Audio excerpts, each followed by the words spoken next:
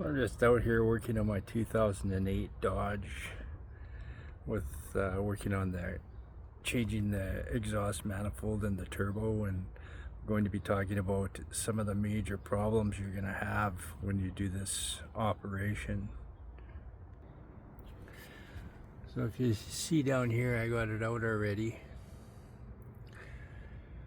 and if you notice down here, this water line, it's bolted in there at the bottom. It comes up here and it's attached to this water line, and this is actually got a little metal bracket that you can't see when the header's on there, so you can't get this bolt off this header unless you push this water line back.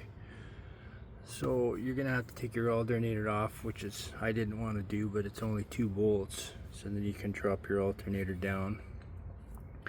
Then you'll see that you have this little metal thing holding these water lines on, and this other water line here, as you can see, the reason you gotta unbolt it down there too, I actually just pulled it, but you wouldn't believe the swearing I was saying when I was trying to get that off of that bolt right there, because this goes on that bolt, and then there's a cover for it that keeps it from stripping.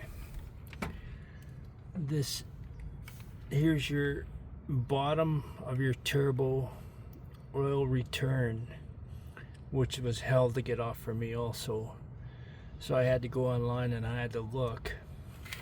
This little metal bracket here, I thought it was solid metal because it looked really firm, but actually it's soft. You can hit it no problem, but I had to look online to find it. So you can smash that this way so you can get access to the bolt holes on the bottom and the water cooler, which comes up here from the bottom of the turbo and goes inside here in the motor mount. So here's the little switches for that go into the turbo for your power supply to your turbo.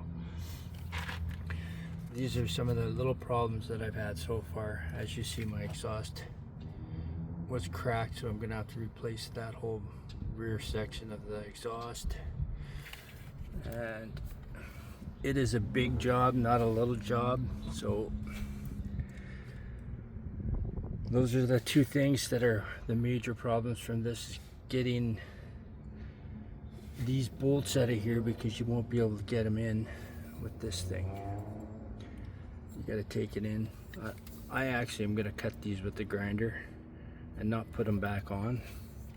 I'm going to cut this one too, because you cannot get that header out with that thing jammed right against there unless you take this off. And then so